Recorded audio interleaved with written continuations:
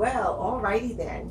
So I went to the farmer's market, and I should say the farm, and I found some fresh broadleaf collard greens. Oh my gosh, they are such a pretty color. I was able to pick through and find some leaves that are not damaged and that are just so bright and brilliant. So I picked up a few leaves just to demonstrate how to do the collard greens. On the last video, you couldn't hear me very well, and neither could you really see what I was doing. But what I do is I cut the collard greens in a certain way, and that is to increase the surface area of the collard greens so that it can cook quickly. Okay, you don't want to cremate your greens anymore. So I have a way that you can, it's called chiffonading the greens, and it's a way you can cook them without cremating them. Okay, so, and this is a beautiful onion. It's a nice different shaped red onion that I found. It has a particular name, but I can't remember the name of it. That I also found at the farm. And my garlic. Okay, so here we go.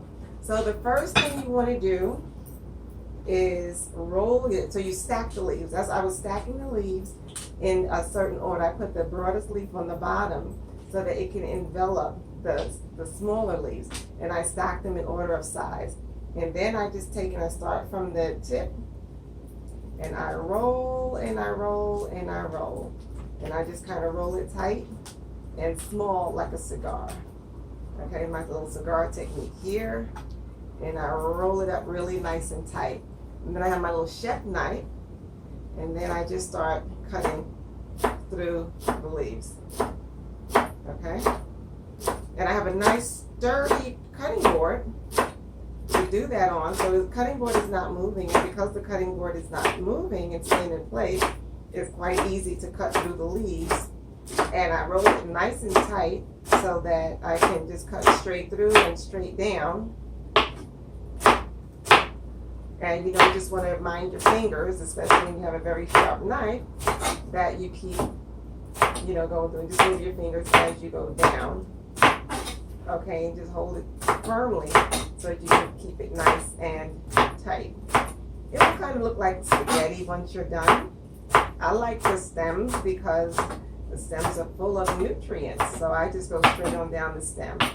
Okay, and then what I'm going to do next, you don't have to, but I don't want to feel, it depends on, the leaves are a little long, so I just go ahead and cut through the leaves a little bit, just crosswise through it, just so that, I eat it rather neatly. Okay, I'm just going to give it one cut, to cut it in half. And basically that is the technique for how you cut your greens, chiffonade style. Now I'm going to transfer them to the pot. Okay. Well, let me get my food mover.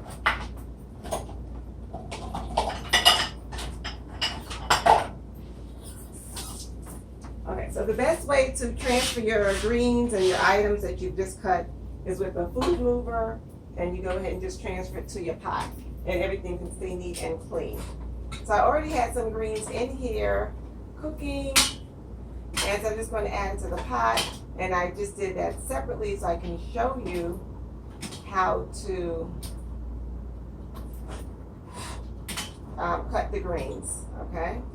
And just add it in. Now I'll show you what I do to season it up, because most people are, back in the day, I can't say what most people do now, but I seasoned my greens with some olive oil, and I didn't realize I didn't have much olive oil left. So that's like the really edges of the bottle. So I'm going to put a little olive oil butter in it.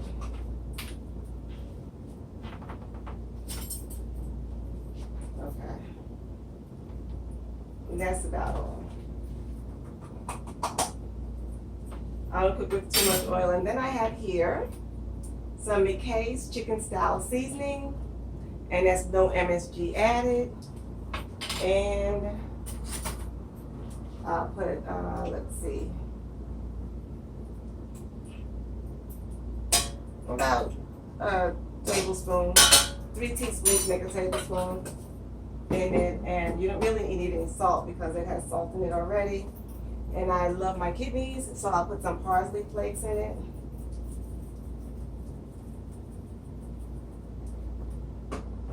And oregano to kill the bugs, you know, and good antioxidant, kill some bugs. And some sage, good for your hormones. Okay. Give it a nice flavor. And I'm growing some herbs. So I am going to go and cut me some herbs. Let's see here.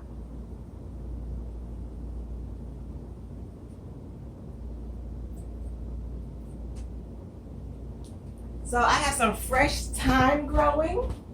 So here's some fresh thyme. So I'm going to go ahead and, oh, it smells wonderful. So I'm going to rinse off the leaves here.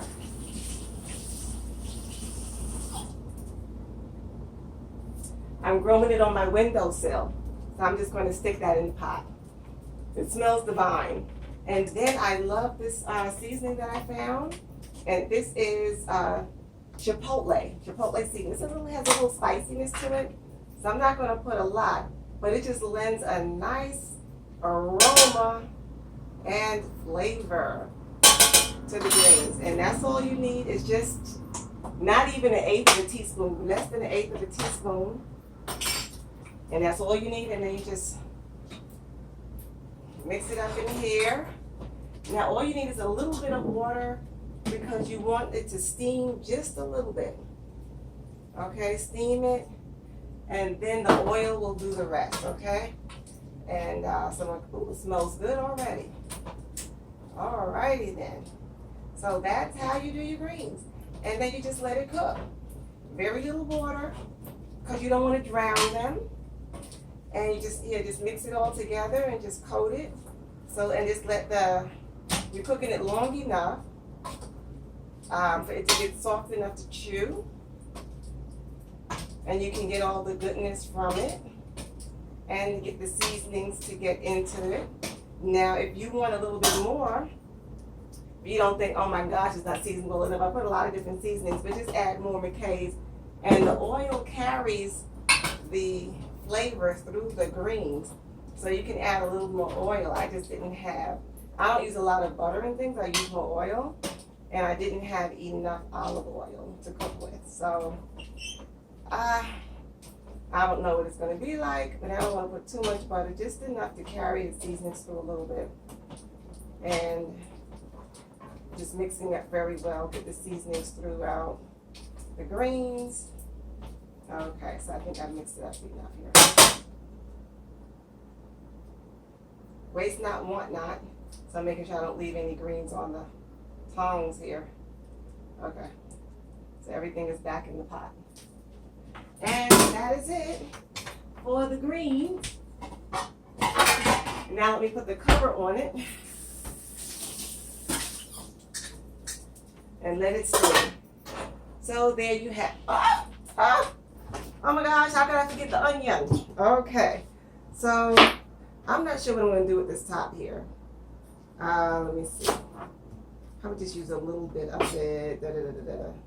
Yeah, I brushed it pretty good. So let me just use from here. Just take off a little bit. This one is a little damaged. It's damaged a little bit too much for my liking. Okay. Scrape with the back. Okay.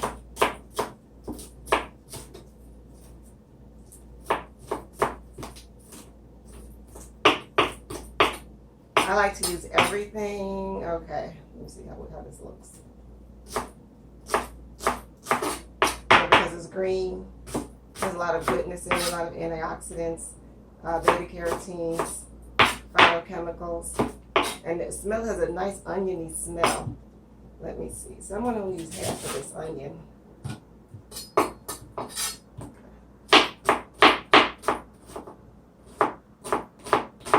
So make sure you just curl your fingers, and I'm just slicing through the onion, making sure it's sliced very well.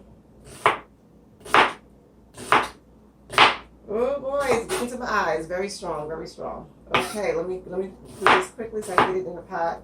I don't want to tear up over the food. Okay. Okay. Coming down to it. Okay. Wow, got through that.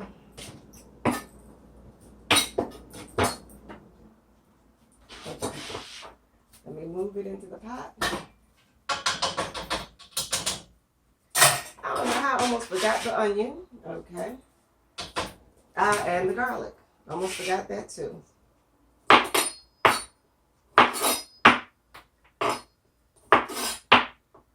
Woo! It's a bit much. Okay, so this is how I chop the garlic. So I don't really chop it, I just smash it. And then give it a little chop, chop, chop, chop, chop. And then just smash and chop, chop, chop, chop, chop. And that's how I do my garlic.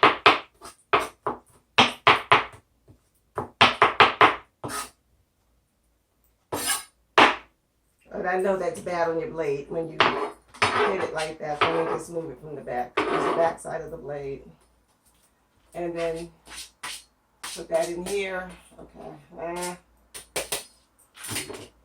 Okay, tongs. Where are my tongs? I put them in the sink. Okay, so let me mix that in and let that cook up. Alrighty then. Okay. And then this will be done. So now it'll be nice and colorful. I didn't have any peppers. Every now and again I'll put red, yellow, and green peppers in it to give it some additional flavor. So now just the garlic and the onions will just take this to another level of goodness and deliciousness and scent and antioxidants and nutrients, okay? Because you'll have all the sulfur from the onions and the garlic, and they have the healing properties as well. And then you have the healing properties of the oregano and parsley and the thyme. Fresh thyme straight off the bush from my windowsill. Okay, so all of that added together will give you a nice, healing, powerful dish. And not only that, it tastes good and it will be done in no time. The thing is, it's quite late that I'm getting this done. So, the finished product, what does the finished product look like? Okay, it's just about, actually it's wilted up already. I don't know if you can see it really good. It's getting wilted, so I just have to let it continue to cook. And I'll just turn the heat up a little bit more. But as you can, I'll show it to you. Because the surface area is decreased, then it's limp already, and it's cooking very well. It cooks quickly like this. When I say increase the surface area, because if you slice it up into little pieces, the heat gets through. You increase the surface area, the exposure to the heat and the water from the edges, the sides, and so therefore it will cook a lot faster. So this way, it'll be done in about another, 15, I would say no more than 20 minutes. This is a good 20-minute meal. Alrighty then? And that's all it takes. And just a few more on that. So the color is not going to change too much. You don't want it to be that, or with that dark, that, what you call it, that gray cremated greens that we learned how to cook back in the day. You know? So this is the new way to cook the greens. So you don't, all the nutrients don't succumb to the pot liquor. You can keep the nutrients in the greens, and it gets into your body. Okay, because therefore you're not adding too much water, just enough to steam it. Okay, I'm out.